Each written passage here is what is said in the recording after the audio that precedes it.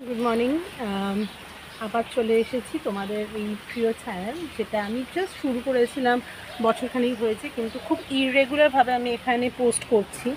কারণ বুঝতে পারো যে আমার তো কোনো হেল্পার নেই, আর আমাকে পুরোটাই ফোনে করতে হয়। কিন্তু ফোনে করলে কিছু সমস্যা থাকে, যেমন ধরো নিজেকে এডিট করো, তারপরে সবসময় এক্স্যাক্ট লাইট থাকে না, সবসময় ইচ্ছেও করে না তার জন্য। কিন্তু আমি ট্রাই করছি যাতে রেগুলার একটা করে ভিডিও তোমাদের সামনে দিতে পারি। তো আজকে সকালবেলা ঘুমটা ভাঙেছে রবিবার, অলরেডি বাইরে খুব বৃষ্টি হচ্ছে। তো আমি দেখাচ্ছি তোমাদের। তো তার ফলে কি হয়েছে, আমি একটু কলেজ স্ট্রিটে যাবো ভেবেছিলাম, কিছু বই কিনতাম আর একটু কফি হাউসে খাবো ভাবলাম।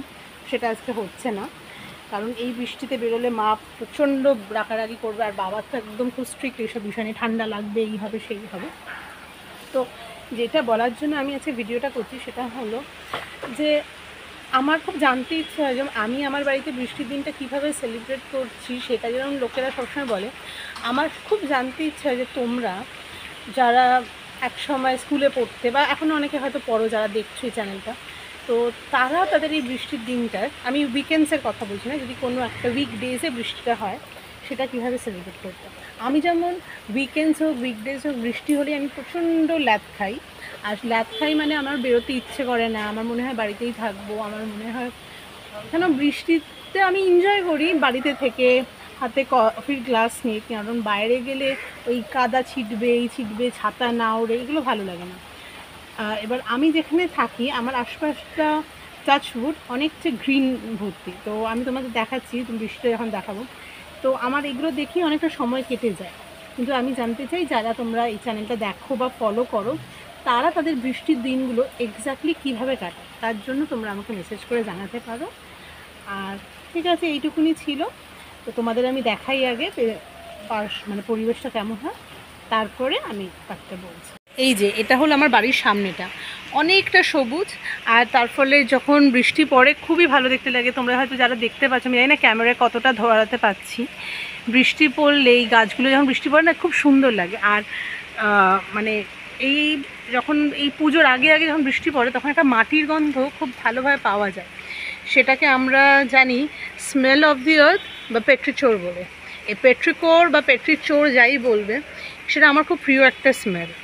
তো তোমরা যারা যারা লিখবে যে তারা উইকডেজে বৃষ্টি কিভাবে সেলিব্রেট করো, বৃষ্টির দিনটাকে অ্যাকচুয়ালি কীভাবে উপভোগ করো, সেলিব্রেট কথাটা ভুল, তো যেমন বলবে তেমন তোমরাও বলবে তোমাদের প্রিয় পারফিউম কী।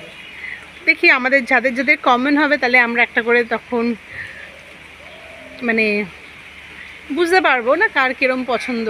কারণ পারফিউম জিনিসটা যে শুধু মেয়েরা লাগায় তা কিন্তু নয়, ছেলেরাও কিন্তু লাগায়।